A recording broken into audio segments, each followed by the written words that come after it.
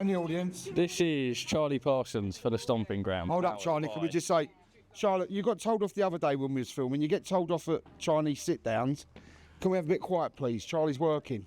The ultimate professional site of Stomping Ground interviews is now a paddle court in the Cotswolds.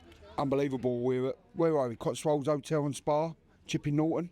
David Cameron's old neck of the woods, isn't it? Stomping Ground. No, I'm just saying. Might see Dave and see... Not on our Stomping Ground. Yeah. What, David Cameron? Yeah. Oh, yeah. Is he still in politics? I don't know. He's Foreign Secretary, though. Who, David Cameron? Oh, no, when Conservatives were in power, he was Foreign Secretary, I believe, near towards the end, yeah.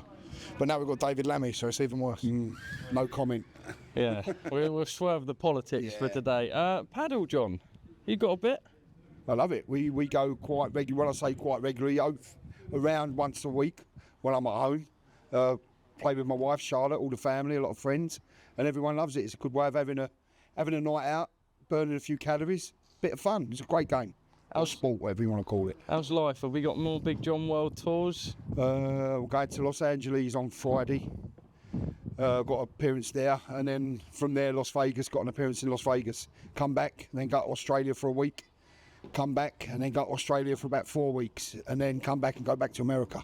So all before Christmas. So all good. Some fucking life for Big John, eh? Listen, it sounds like a good life, and it is a good life. It is very tiring, though, isn't it? It's tiring. It's very tiring, and when you got like my work, I call it work, entails meeting people, and it's hard work sometimes when you're at a place for 2-3 hours full on. And everyone's pissed up, and you're just saying bosh a million times. And listen, you meet a lot of good people. There are a lot of good people, but you get the odd strange one. So I know how to deal with the strange ones now. Well, let's talk about your son over there. Thank God he's good at boxing, because I'm not sure he'll be becoming a pro paddle player. Well, I just think, he's not going to earn a living playing paddle unless there's a job for someone now not to play paddle. Then he might be all right, because I think I'm even better than Johnny at paddle. You are better than Johnny at paddle. I've got to give that one. He now trains up with Tony Sims. Yep. Seems like a really good move. In that kind of neck of the woods, we've seen what he's done with kind of everyone. We don't even need to go through that. But excited for that part of Johnny's career to flourish? Johnny and Mark have parted ways. Just say a big thank you to Mark Tibbs and Jimmy Tibbs, first of all. Still friends, all left on good terms.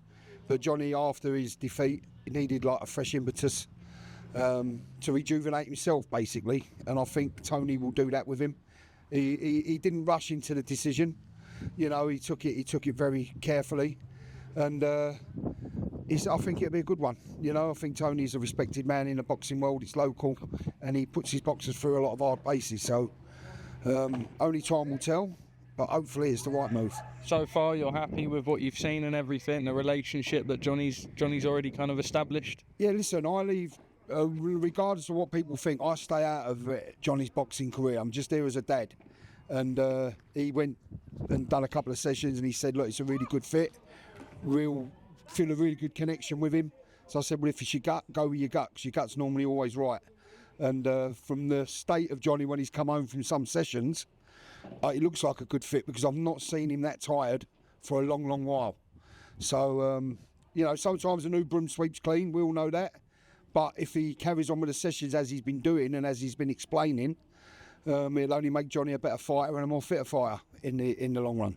What is the kind of plan now? I mean, I'll catch up with him at some point, of course, but I suppose it's kind of just getting into the flow a little bit, have some 8-rounders and just get active and kind of not rush anything. I remember when we were in Australia, one of the big talking points was, well, do we do the Dave Allen rematch straight away?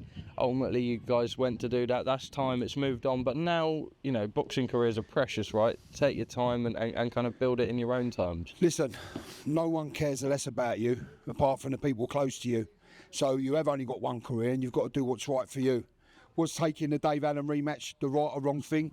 Looking back, no, because he got beat and beat well. But financially it was right, and sometimes in life you have to take the financial decision, and it's learnt him a lot. So from a heavy loss can be the best thing that's ever happened to you, and I think it will be the best thing that's ever happened to him.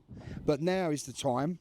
Take the foot off the pedal, learn your craft more with Tony. Get fitter, get stronger, get bigger, and take your time, be under the radar for a year, and then he's only 26, so in a year's time he'll still only be 27, and then he'll be ready to you know, fully go full pelt here. But at the moment, whether it be an 8-rounder or a 10-rounder, I'm not sure. But I think he's fighting abroad next fight. Can't really say where at the moment, but it's all locked in. So it won't be long before he's back out. I think as well, right, it's a matter of kind of just like enjoying it and not kind of being forced to push further than you are at times, and just kind of riding the wave of having a boxing career, because it's a short career as well. It's a very short career, and it's a dangerous career. You know, and it can end at any time. Even in training, you can pull your bicep, you can do anything. You can have a heavy knock in sparring. And I think you're right. I think after the Babbage fight, everyone got a little bit carried away. And everything sped up that little Easy bit. to do as well. Easy. Listen, I'm not blaming anyone. I'm saying we're all in it. We're all in that same thing. But now, take the pressure off and just worry about you.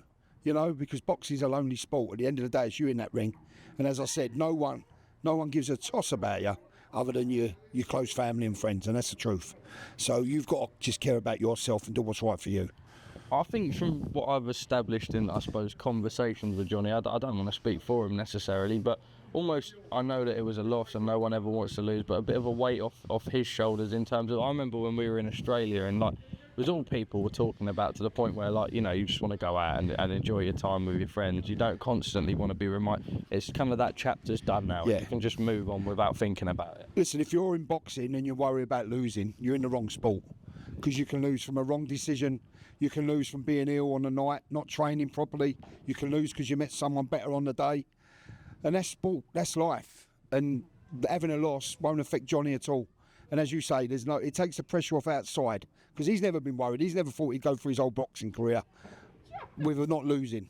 You know, you can just see a few paddle shots. I'm hearing not very good. But yeah, the pressure's off. The pressure shouldn't have really been there in the first place, but it is. But Johnny is what he is. He's an entertaining fighter.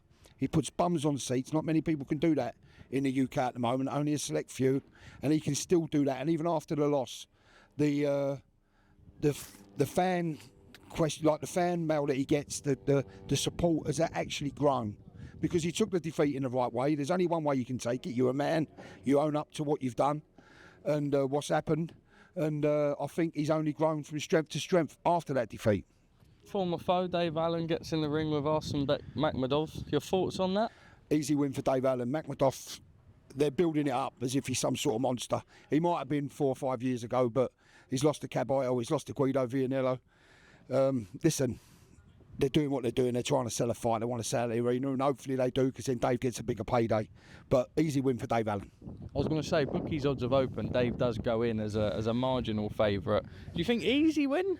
Easy win. Easy win for Dave if he trains. If he trains like he trained for Johnny, easy win. But I said this to Dave himself. I spoke to him the other day.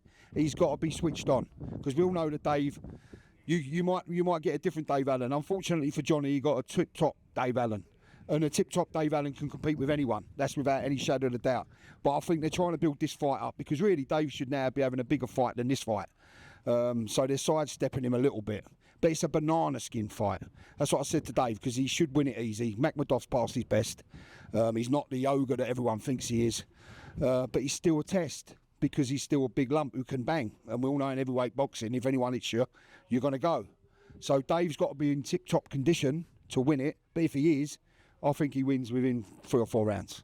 The rematch, Conor Ben, Chris Eubank Jr. announced. Electric last time. Does it favour Conor now being the younger, fresher man? Listen, I thought the first fight was absolutely superb, and credit to both men. Even though Eubank won it, Conor come out with such a lot of credit after that fight. You can't really say there was a loser in that fight. There's both winners. I don't think the second fight will have the same pull, because it was all with the dads and Chris Eubank Senior. But everyone will still watch it. So yeah, listen, Conor's got to be favourite. I think Chris is that a little bit older. A lot of fights are taken out of him. But I think we're still going to be in for a great fight. Just a couple more quick ones from me. Yeah, of course. I saw a podcast I think you did the other day, and I felt like I'd seen a bit of a different side of you. Well, I haven't, because I suppose I've just spent time in and around the family and you know what you're all like. But I suppose it's important for you to be able to voice that kind of side, and when you're asked, just not being able to. I mean, you're happy to talk about it. Listen, you're talking about the one where I got a bit upset. Yeah. That was filmed over a year ago, and I forgot all about it, to be honest. But it did. I told you. I said to you, it just hit me. I was in Sydney Opera House. I got there. I was waiting to meet the boys for the first time since they'd been over there. First time I've ever been to Australia. And I looked at the Opera House. And my dad I used to work with my dad. My dad always said he wanted to go there. It was his dream, and he never got to go there. And I just broke down and cried. And when they asked me about it in this room, the same tears came back. I mean, I'm all right now, but it's funny how emotion and grief hits you. You know, my dad's been gone 12 years, but every now and again you'll have a good old cry. And I think it's important to do that because it's important to show your emotions, even if you are a man. You know, but it was funny watching it on the, watching myself crying, sitting back. 'Cause you get a bit embarrassed, but it was a great interview, and it just hit me at that point. And when something hits you at that point, you can't help it. Right, lastly, Big John, what's the culinary expertise of the Cotswolds? What have you been enjoying? What are you looking forward to? What's tickling your fancy? Do you know what? We stayed at the Ball in Burford this time. We just had a wonderful breakfast. They got a slice there. It's a pizza thing. The top-rated pizza chef in the world. Pizza for breakfast? No, but the top-rated pizza chef in the world is going to Slice today. So if you want to go down there, go and meet him. Forgive me, I forgot his name. He's an Italian chap. We ate in the Spice Lounge last night in Burford, Indian restaurant. Absolutely superb. But whenever we come to the Cotswolds, we've just been to a local butcher's deli, had a pork and stuffing bap. I saw that. Looked like a big old boy. Big old boy. It's still in the car. But the food in the Cotswolds is unbelievable. We've just come back from Cornwall. That was brilliant. Can't keep a good man down with his food. Well, at the minute it is because I'm being interviewed. And we're talking about paddle, and I think I'm a little bit better than you at paddle. Not might be. Yeah. The Cotswolds is wonderful. We love it down here. And I've got to go home now. I've got to go and do an appearance in London, which Henry's arranged. No, I don't know what I'm going into. Don't know where it is. Don't know what I'm doing. But we've got to get home. But Charlotte wants to go to M&S first in Chipping Norton to get some dinner for tonight. Very posh. So, yeah, well, we try. What shop? Clarkson shop. Yeah. Fuck Clarkson. Oh, I like Clarkson, to be fair. You ever come into Cirencester? We're going to get a siren back. Why the fuck would I go to Cirencester? I'm joking. I've been to a club there before. Good place. You know, you went to Reva. Yeah, I think I went to one of them. Yeah. Like that. There's a few. I see all the strange things at the nightclubs 2-3 o'clock in the morning. Yeah, I'm sure. Cirencester's as tough as the rest. Horrible. Yeah. No, not horrible. You see the nightclub. You see the underbelly. You see the underbelly of a place. But no, up the Cirencester, up the Cotswolds, and up the Jeremy Clarkson. But